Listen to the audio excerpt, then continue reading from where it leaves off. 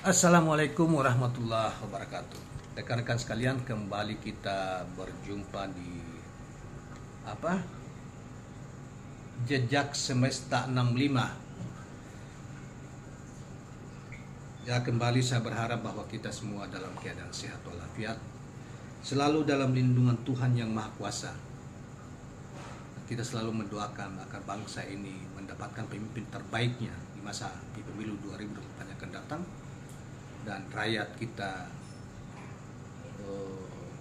tersadarkan bahwa kita butuh pemimpin perubahan, kita butuh pemimpin terbaik, dan kita butuh supaya rakyat kita jangan didolimi oleh para segelintir orang yang disebut dengan oligarkan yang menguasai hampir relatif seluruh aset, 75% dari aset negara, kekayaan negeri kita.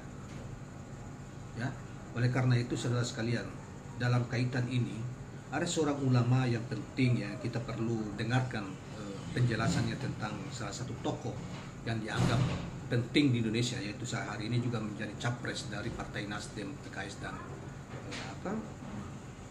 Demokrat. Mungkin juga ada partai-partai lain yang akan bergabung, misalnya disebut-sebut Golkar, juga Partai Golkar kemungkinan akan bergabung ke sana, yaitu Dr. Anies Rashid Baswedan yang terkenal itu. Nah, kawan-kawan sekalian, baiklah kita ingin mendapatkan narasi dari Habib Muhsin Ahmad Al-Attas yang ditemui di Hotel Oakwood Taman Mini Indonesia Indah Jakarta oleh KBA News. Bagaimana narasi beliau tentang Anies Rashid Baswedan? Di awal dikatakan bahwa Anies sudah membuktikan secara nyata bagaimana pergaulan dia di dunia, dan banyak orang yang memberikan apresiasi. Tentu dunia dimaksud dunia internasional, dan banyak penghargaan yang diberikan kepadanya.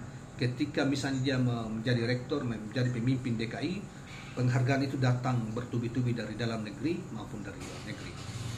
Nah, saudara sekalian, Sekretaris Jenderal Majelis Bangsa Indonesia Habib Muhsin Ahmad Al-Attas mengungkapkan bahwa setiap 100 tahun akan terjadi sebuah perubahan siklus peradaban dunia.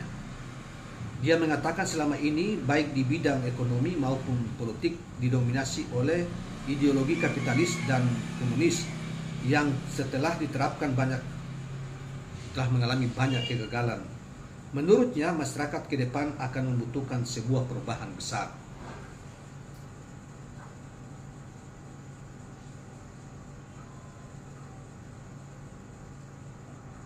Ke depan masyarakat ini sebagai penduduk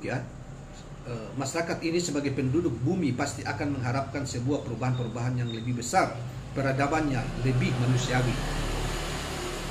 Perubahan tersebut, kata dia, bisa dilakukan oleh sekelompok maupun perorangan dan akan terjadi secara besar-besaran dan di mana-mana. Masa setiap 100 tahun tersebut diperhitungkan akan terjadi pada tahun 2024. Dia menyebut sosok yang akan membawa perubahan itu ada pada bakal calon presiden Anies Rashid Baswedan. Bagaimana tata cara berbicara, pemikirannya, gagasannya, dan cara berkomunikasi serta perilaku Anies Baswedan secara di level global internasional dengan bangsa-bangsa itu sangat bagus sekali, sehingga ada sebuah kemungkinan bahwa Anies adalah salah satu unsur daripada perubahan peradaban dunia di tahun 2024 yang akan datang. Habib Muhsin menilai mantan Gubernur DKI Jakarta itu memiliki gagasan yang cemerlang, pro kepada keadilan, dan ingin memperjuangkan perubahan yang lebih baik, terutama pemihakannya terhadap nasib rakyat yang kebanyakan begitu miskin dan tertinggal dari sisi ekonomi maupun pendidikan. Selain itu, Anies juga memiliki wawasan luas dan koneksi internasional yang sangat luas dan sangat diperhitungkan. Anies sudah membuktikan secara nyata bagaimana pergaulan dia di dunia, di level dunia internasional, global, dan banyak orang yang memberikan apresiasi dan banyak penghargaan. Biasanya ada orang yang mendapatkan penghargaan itu dengan motivasi karena ada uang, karena membayar, tapi Anies tidak. Anies Rashid Baswedan tidak tidak demikian. Memang itu suatu kesadaran dari dunia intelektual di panggung politik internasional. Sekarang baru jadi gubernur aja sudah mempunyai komunikasi yang luas secara internasional, apalagi ketika beliau menjadi presiden, maka dia akan komunikasi dengan memiliki komunikasi yang sangat luas dan akan menjadi preferensi dunia, ya. Nah, kalau kawan sekalian, itulah penilaian Habib Muhsin yang pertama tentang Anies Baswedan. Ini ada dua, ini yang kita ingin bacakan. Yang kedua,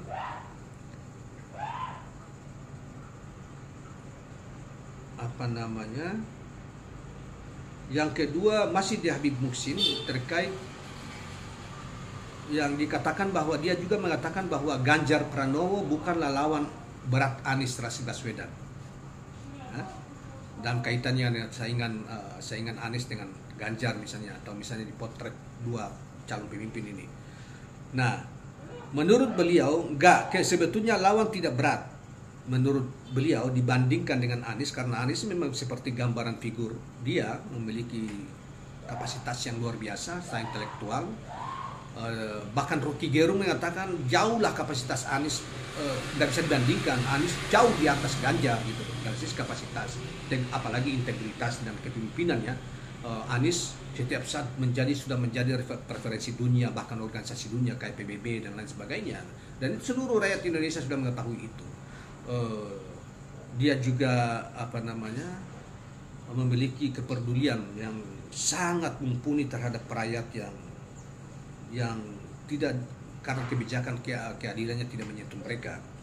Nah, dia mengatakan begini, Pak Habib Muhsin mengatakan enggak, sebetulnya lawan tidak berat. Lawan berat Pak Anies adalah KPU, Bawaslu dan MK, itu saja, kata Habib Muhsin. Memang benar sih seperti yang dikatakan oleh seorang mantan aktivis, ya, Orde Baru. Mengatakan lawan Anies itu bukan Ganjar, bukan Prabowo, tetapi ya KPU, Bawaslu, MK dan lain sebagainya, aparat pemerintah yang memihak kepada calon lain, rejim gitu ya. Menurutnya perangkat-perangkat tersebut bisa saja melakukan tindakan kecurangan pada pemilu 2024 yang akan datang. Karena itu para simpatisan harus menyiapkan strategi untuk memenangkan mantan gubernur DKI Jakarta itu. Kita sekarang ingin berjuang, tetap ingin pemilu. Pilpres kita harus siapkan strategi untuk melawan itu semua. Melawan tentunya kecurangan pemilu, dugaan kecurangan, dugaan kecurangan yang dilakukan terhadap Anies misalnya, ya. Fitnah itu harus dilawan, harus disampaikan, jadi komunikasi dengan bagus, ya, dibantah, dijelaskan.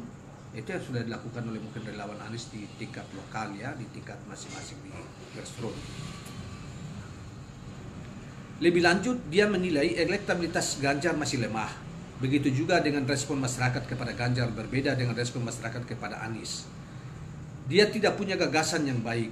Orang melihat semua, jadi dianggap Ganjar tidak memiliki gagasan yang memadai, apalagi isi otaknya tidak bisa dibandingkan isi otak Anies. Anies memiliki isi otak mendunia, yang menjadi preferensi dunia, sementara Ganjar ya lebih banyak tiktokan gitu. Benar yang dikatakan oleh sebagian para petinggi partai PDIP, katakan gimana kerjaan cuma bekerja di medsos. Saya baru sadar ternyata benar. Aku melihat kemarin rekayasa ketika dia jogging di keluar, ternyata itu sudah disiapkan rekayasa, tetapi itu ke medianya dianggap bahwa itu serentak ada masyarakat, padahal itu orang-orang baru, itu muka-muka baru. Kemudian berbondong-bondong itu kan, makanya saya ketika bikin video saya kata itu dimeriahkan para relawan Ganjar sendiri, jadi penciptaan, jadi itu sebetulnya membohongi publik, ya. Jadi Pak Ganjar ini kalau menurut ada potensi bohongnya luar biasa gitu, belum apa-apa sudah mulai merekayasa itu untuk berbohong gitu. Gimana jadi presiden? Dan itulah yang dilakukan oleh, mohon maaf, Pak Jokowi di tim-tim Pak Jokowi di masa-masa yang lalu.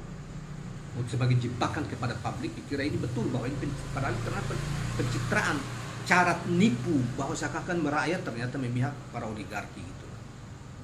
Nah, itu baru terbukti. Oleh karena itu Ganjar kelihatannya ini lagi. Jadi masyarakat jangan terjebaklah. Sudah cukup kita dibohongi 10 tahun, ya. Jangan lagi. Kalau kita masih mau dibohongi, mau ditipu, ya kita, kata Rasulullah, seperti keledai gitu, masuk di lubang yang sama terus itu. Jadi benar dikatakan Habib Muhsin bahwa Ganjar tidak memiliki gagasan ya, yang visioner. Kalau Anies ya, Anies sudahlah, dia menjadi dunia saja menjadi preferensinya, preferensi mereka gitu ya. Singapura, Eropa, Inggris, Jerman, Amerika, Australia, kemarin terakhir Amerika. Dia datang ke negara itu menjadi apa namanya, dikejar-kejar oleh wartawan wawancara televisi internasional. Kata-katanya terukur, perilakunya sopan santun gitu ya, tidak mencercah orang, tidak nonton melanggar etika, tidak hobi nonton porno, tidak nonton film porno lah. Berbeda dengan yang satunya suka film porno yang sekarang ini ya. Jadi